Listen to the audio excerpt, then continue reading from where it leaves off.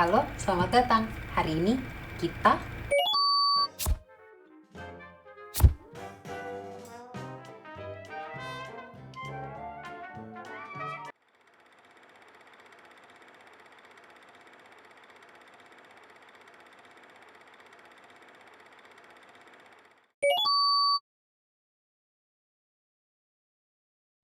hue, value, dan chroma.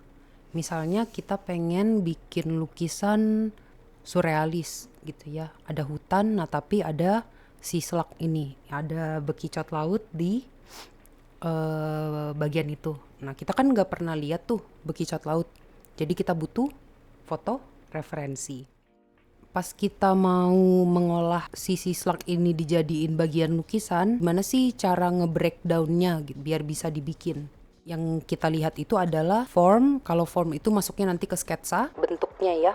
Terus ada hue, chroma, dan value. Hue itu warnanya.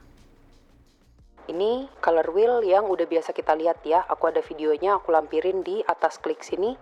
Nah, kita lihat nih.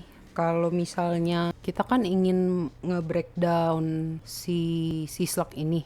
Dia tuh ada warna apa aja? Kalau misalnya kita bandingin sama color wheel. Oh, yang langsung kelihatan itu hijau.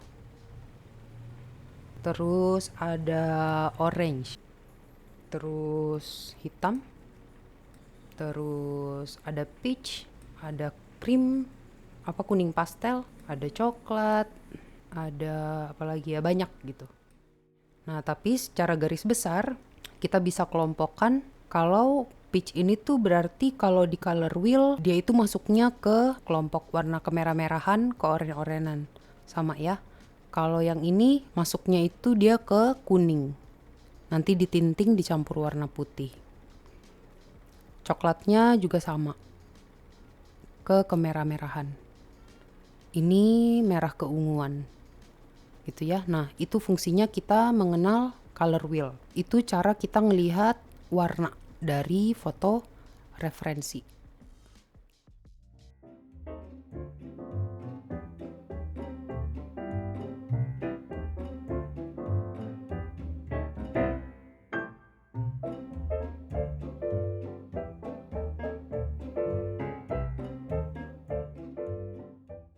Nah, dari sini ketika kita sudah tahu warnanya, kita udah mulai bisa nyampur nih.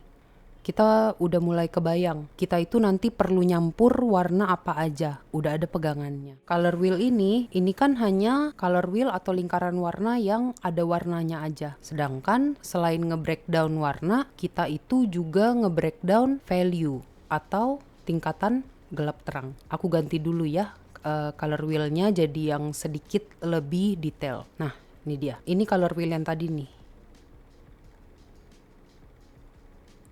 Ini adalah value, tingkatan gelap terang. Apa-apa yang kita lihat, apa-apa yang kita mau bikin, itu selalu ada gelap terangnya. Nah, aku singkirkan dulu warnanya biar kita bisa lihat value-nya ya. Dari sini kan kelihatan. Cara ngeliatnya itu kita micing ya matanya, kayak gini. Setiap bagian yang mau kita lukis itu tuh dia selalu punya highlight, midtone, sama shadow-nya sendiri. Kita micing. Highlight paling terang itu yang aku lihat putih ya. Malah ini nggak putih-putih banget nih, ada abunya sedikit. Yang paling gelap hitam. Terus kita cari, misalnya mau bikin batu ini, dia ini pasti ada highlight-nya. Di mana nih ya? Ini bagian batunya ya. Gelapnya di sini, midtones-nya kurang lebih di sini. Nah, tapi dari highlight, midtones, dan shadow-nya ini pasti banyak warna lainnya. Tuh, kelihatan ya? Tuh, banyak gitu. Shade abu-abunya itu banyak. Nah, itu namanya tuh value, tingkatan gelap terang. Ini yang bikin lukisan kita itu kelihatan ada dimensinya, ada kedalamannya. Kelihatannya tuh hidup gitu, seperti nyata. Nah, tadi kan ini color wheel, ini value-nya, nah ini chroma. Seberapa tinggi saturasinya, seberapa vibran gitu. Setiap warna yang kita lihat nih di referensi pasti ada chroma-nya. Kita ganti dulu, kita pindah ke chroma ya. Nah, aku udah pernah bikin video, tuh kan gak bisa di zoom, aku ininya terlalu deket. Kita stop dulu kali recordingnya ya. Nah, tadi kan hue udah ya, kita udah tahu kalau kita mau nge-breakdown referensi itu, kita lihat warna utamanya tuh apa di setiap bagian. Terus value, kita tahu setiap bagian yang mau kita lukis itu dia punya highlight, midtones, dan shadow-nya. Terus sekarang chroma, kita tahu kalau setiap warna punya tingkatan saturasinya. Nih, seberapa vibran sampai ke muted, lebih butek gitu ya, nggak terlalu vibran.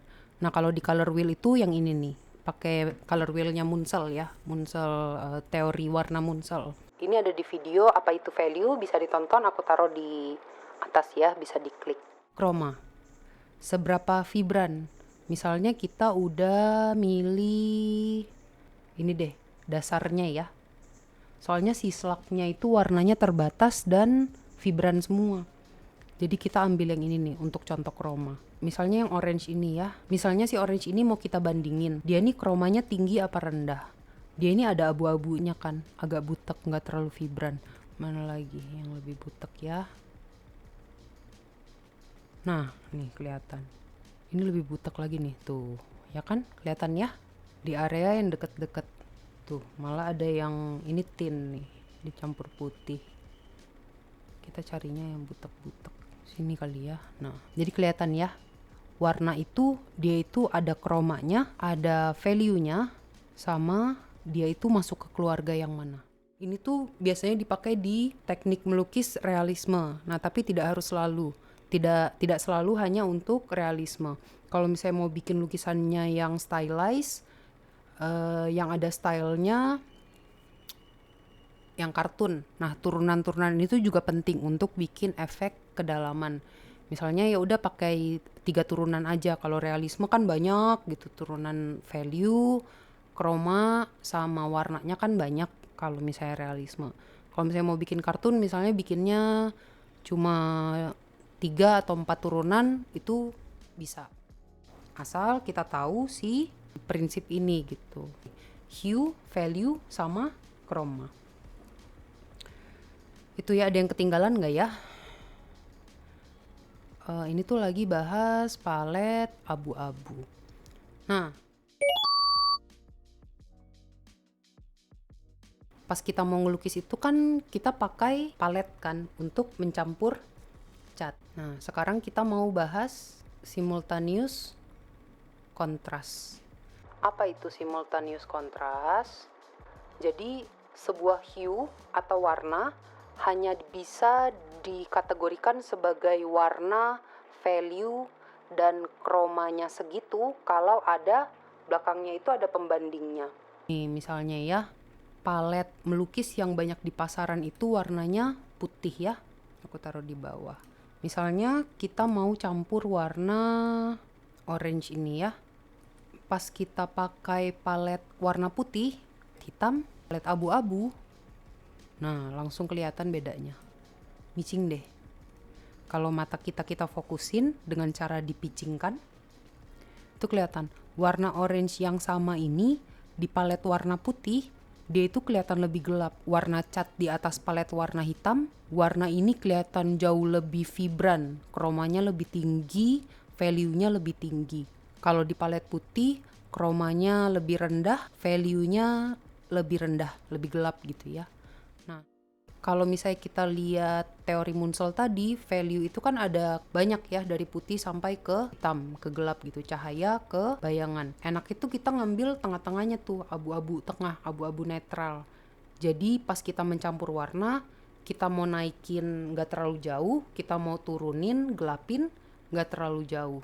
Kita mau bikin highlight nggak terlalu ribet, kita mau bikin shadow juga nggak terlalu ribet. Ini kenapa banyak produsen-produsen art supplies itu mulai memproduksi palet melukis berwarna abu-abu, terutama ditujukan untuk mereka yang elemen warna itu penting di karya lukis atau karya seni rupanya. Gimana nih kalau misalnya paletnya warna-warni kayak palet untuk ngegambarnya anak SD yang ada warnanya merah, pink, segala macem. Makin kacau. Nah, ini namanya simultaneous contrast. Fenomena ilusi optikal di mana kita itu jadi miss untuk menilai seberapa vibran, seberapa gelap terangnya. Itu sangat dibutuhkan pembanding yang netral. Ya, makanya di pasaran paling banyak nih yang putih nih palet. Kalau yang abu-abu itu ada, tapi kayaknya di Indonesia masih jarang deh. Kalaupun ada, beli dari luar, shippingnya mahal ya. Nah, ini kelihatan nih ya, kalau misalnya warna orange kita taruh di atas warna hijau, matanya dipincingkan, kebayang nggak kalau misalnya pas kita nyampur catnya di atas palet warna hijau, warnanya yang kita dapat ini nih. Terus pas kita pindahin warnanya ke catnya ke kanvas, warnanya tuh jadi nggak yang kayak kita lihat, jadi bingungin gitu. Karena warna yang ada di belakangnya, warna pembandingnya, warna palet kita mempengaruhi persepsinya kita terhadap hue, value, dan kromanya suatu warna yang mau kita campur. Oke, semoga cukup jelas ya. Kalau misalnya ada yang kurang bisa komen di bawah. Kalau ada yang mau ditanyain bisa komen di bawah. Yang aku bisa jawab, aku jawab. Yang aku kurang kuasai nanti aku cari tahu, aku jawab di video berikutnya. Gitu ya. Nah, karena harga palet abu-abu di luar itu masih mahal, ini aku mau sharing cara DIY-nya ya. Gampang-gampang banget yang kita butuhin. Amplas kasar, kasarnya sampai segininya nih, yang sampai grotol-grotol gitu teksturnya. Aku lupa deh, di belakangnya soalnya nggak ada nomornya. Terus amplas yang lebih halus. Nah, amplas kasar ini mau kita pakai untuk menumpulkan pinggiran-pinggiran kaca yang tajam. Safety first. Nah, amplas kasarnya kita pakai untuk numpulin. Kaca yang aku pakai ini tebelnya 3 mm. Nanti aku mau coba bikin yang 5 mm ya, 5 mili. Kalau lebih tebel kan lebih kuat pasti ya. Nah, setelah selesai di semua sisi, kita rasa udah cukup halus, kita bersihkan dulu dari debu-debu bekas pengamplasannya ya. Nah, kalau udah, tinggal kita cat pakai cat abu-abu tengah yang sebelumnya udah kita campur ya. Disesuaikan sama value tengah, kita kuasin.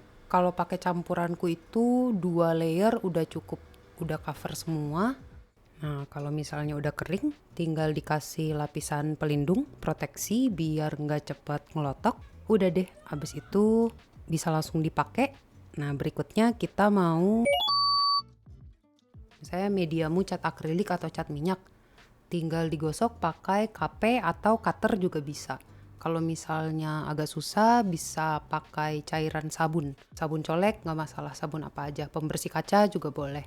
Itu untuk noda yang kering. Kalau misalnya pakai medianya cat minyak, udah selesai ngelukis, catnya masih basah, lebih gampang lagi. Tinggal di KP, dibersihin. Nah, terus residunya dilap dulu pakai tisu, disemprot air sabun penghilang minyak, dilap, terus dilap lagi pakai air bersih. Udah deh, gampang. Paling enak deh kalau palet kaca tuh, bebersihnya nggak ribet. Palet yang bagian belakangnya kita cat begini, membersihkan paletnya tuh kalau bisa jangan pakai aseton, minyak tanah, atau white spirit ya, karena catnya itu pasti masih bisa ngelotok. Jadi amannya itu pakai sabun cuci piring. Gitu. Videonya sudah selesai. Thank you for your time. Thank you for watching. Semoga bermanfaat.